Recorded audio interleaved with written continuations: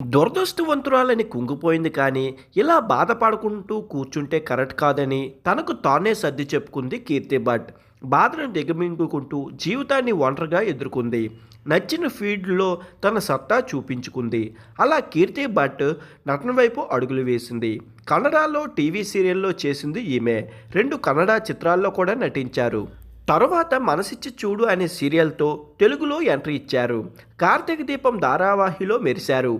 ఈ సీరియల్ ద్వారా వచ్చిన క్రేజ్తో తెలుగు బిగ్ బాస్ 6వ సీజన్లో అడుగుపెట్టింది. ఈ సీజన్ ఫస్ట్ కంటెస్టెంట్గా అడుగుపెట్టిన ఆమె సెకండ్ రన్నరప్గా నిలిచి ఎదురించి ఆదర్శంగా నిలిచింది. అయితే బిగ్ బాస్ షోకు వెళ్ళక ముందు కూడా మరొకసారి కష్టాలు తనకు పట్టు కుదిపేశాయి. యాక్సిడెంట్ వల్ల కీర్తి ఎప్పటికీ తల్లి కాలేదని వైద్యులు తేల్చి చెప్పడంతో ఆమె ఒక పాపను దత్తత తీసుకుని పెంచుకుంది. కానీ ఆ సంతోషం కూడా ఎంతో కాలం ఉండలేదు. బిగ్ బాస్ ఆఫర్ వచ్చిన సమయంలో ఇలా జరిగింది. ఇలా ఎన్నో కష్టాలు దాటి ఇక్కడ దాకా వచ్చిన కీర్తి త్వరలోనే పెళ్లి చేసుకోబోతున్నట్టు 2023లో కీర్తి గుడ్ న్యూస్ చెప్పారు. హీరో దర్శకుడు విజయ్ కార్తిక్ను వివాహం చేసుకుంటున్నట్టు ప్రకటించారు. అదే ఏడాది విజయ్తో ఎంగేజ్మెంట్ కూడా జరిగింది. ఆ మరుసటి ఏడాది నుంచి కాబోయే భర్తతో కలిసి ఒక ఇంట్లో ఉంటుంది. నిశ్చితార్థం అయిపోయిన 2 ఏళ్ళు ఇంకా పెళ్లి డేటు చెప్పలేదు. తాజాగా కీర్తి కాబోయే భర్తతో కలిసి తొలిసారి పూజలో పాల్గొంది. ఈ మేరకు సోషల్ మీడియాలో ఈ వీడియో షేర్ చేశారు.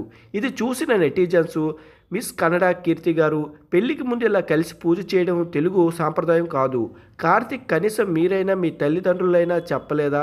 అయినా ఈ జనరేషన్ పేరెంట్స్ మాట ఎవరు వింటారు? ముఖ్యంగా ఈ ఇండస్ట్రీ వాళ్ళైతే అస్సలు వినరు అని పెదవి విడిచారు. దీనికి కీర్తి స్పందిస్తూ పెళ్లికి ముందు మేము ఇలా పూజ చేస్తే ఏమవుతుంది కాస్త చెప్పగలరా? ఒకరిని నిందించడమే సరైన కారణాలు చెప్పండి అని ఘాటుగా రిప్లై ఇచ్చింది.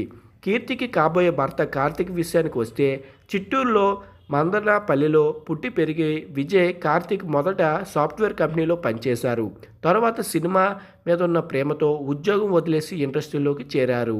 కన్నడ భాషలో 4 సినిమాల్లో హీరోగా నటించారు. తెలుగులో ఏబీ పాజిటివ్, చెడ్డీ గ్యాంగ్ సినిమాల్లో చేశారు.